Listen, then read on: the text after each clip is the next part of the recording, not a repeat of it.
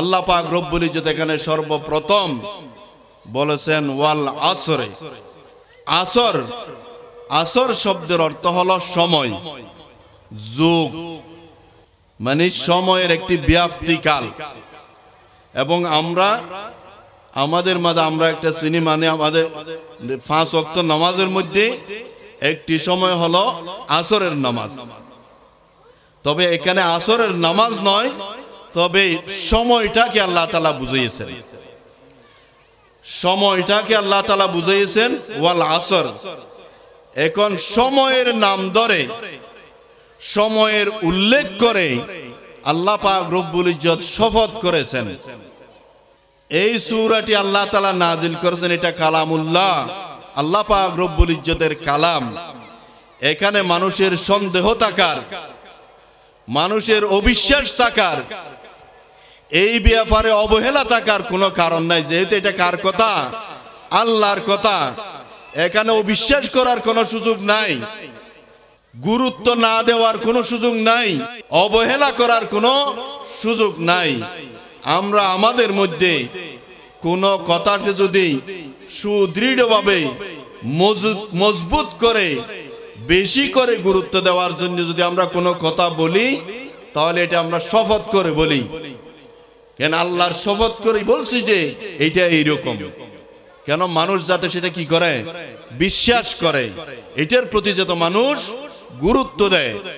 কিন্তু আল্লাহ পাক রব্বুল ইজ্জতের কথা মানুষ তো সবাই অবশ্যই গুরুত্ব দিবে, কিন্তু তারপরেও আল্লাহ পাক রব্বুল ইজ্জত শপথ করে বলতেছেন, তাহলে গুরুত্ব বেশি হবে নাকি কম হবে? অবশ্যই বেশি হবে। এই কথার গুরুত্ব অবশ্যই বেশি। এই জন্য আল্লাহ পাক রব্বুল ইজ্জত বেশি করে গুরুত্ব দেওয়ার জন্য বলেছেন। এবং আল্লাহ কসম করেছেন কিসের নাম নিয়ে? ওয়াল আসরে, আসরের সময়ের নাম নিয়ে, সময়ের উল্লেখ করে আল্লাহ পাক রব্বুল ইজ্জত শপথ করে বলতেছেন। এখানে সময় কেন, সময়ের কথা কেন উল্লেখ করেছেন, এই ব্যাপারেও অনেক মুফাসসিরিন কিরামগণ অনেক কথা বলেছেন। একটি কথা হলো, ওদের সময় এটা মানুষের জন্য অত্যন্ত একটি গুরুত্বপূর্ণ জিনিস। মনে করেন আমাদের যে জীবন, আমাদেরকে আল্লাহ পাক রব্বুল ইজ্জত সৃষ্টি করেছেন, আমাদেরকে একটি জীবন দিয়েছেন, হায়াত দিয়েছেন।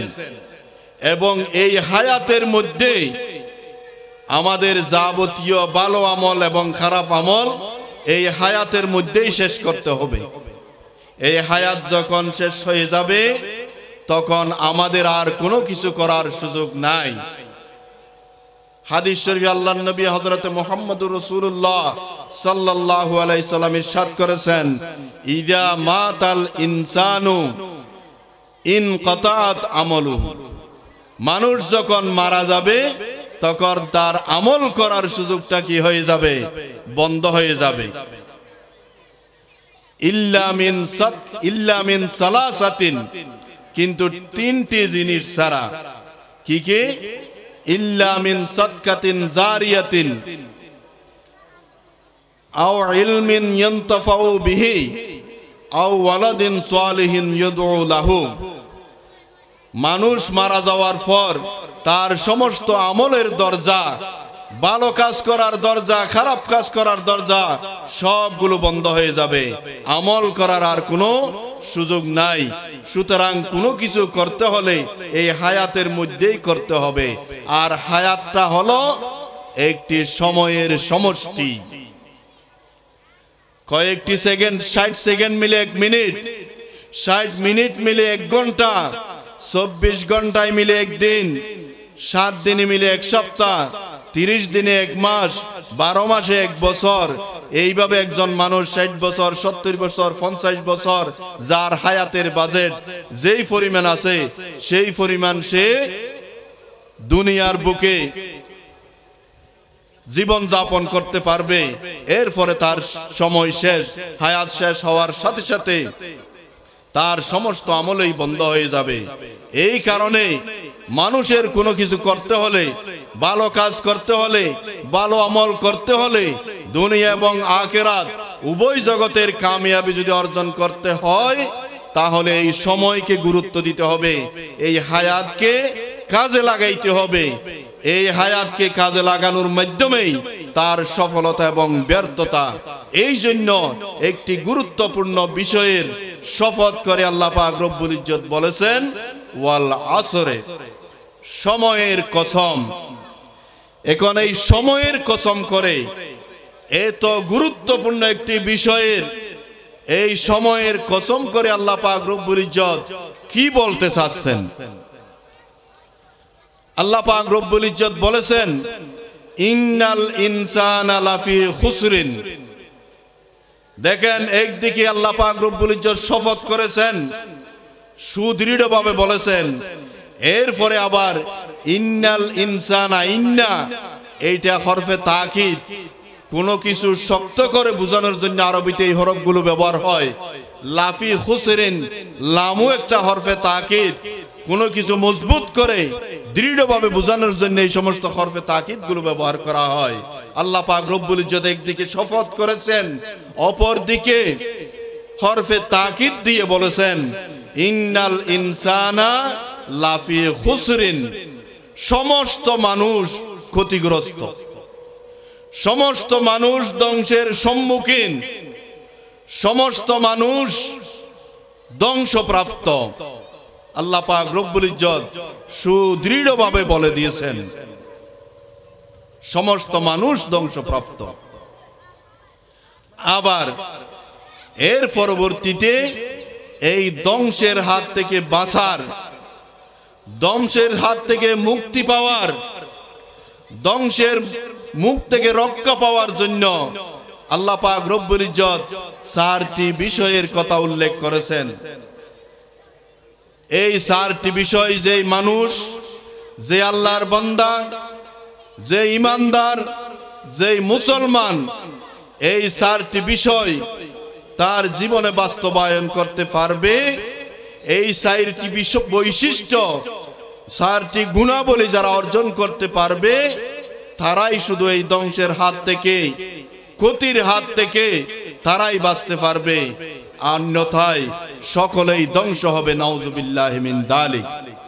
সম্মানিত হাজিরিন, আমি সংক্ষেপে এই 4টি বিষয় আপনাদের সামনে উল্লেখ করব। এই 4টি বিষয় একটি অপরটির সাথে অত্যন্ত ওতপ্রোতভাবে জড়িত, একটি আরেকটার সম্পূরক, একটি আরেকটির পরিপূরক, একটির সাথে আরেকটি সম্পৃক্ত। প্রথম 1 নম্বরে আল্লাহ পাক রব্বুল ইজ্জত ঘোষণা করেছেন ইল্লাল্লাযীনা আমানু, সমস্ত মানুষ ধ্বংসপ্রাপ্ত, ক্ষতিগ্রস্ত, ক্ষতির মধ্যে নিমজ্জিত, কিন্তু এই ক্ষতি থেকে বাঁচার জন্য সর্বপ্রথম উপায় হলো, মুক্তির সর্বপ্রথম পথ হলো, সফলতার সর্বপ্রথম গুণ হলো ইল্লাল্লাযীনা আমানু, যারা ঈমান এনেছে।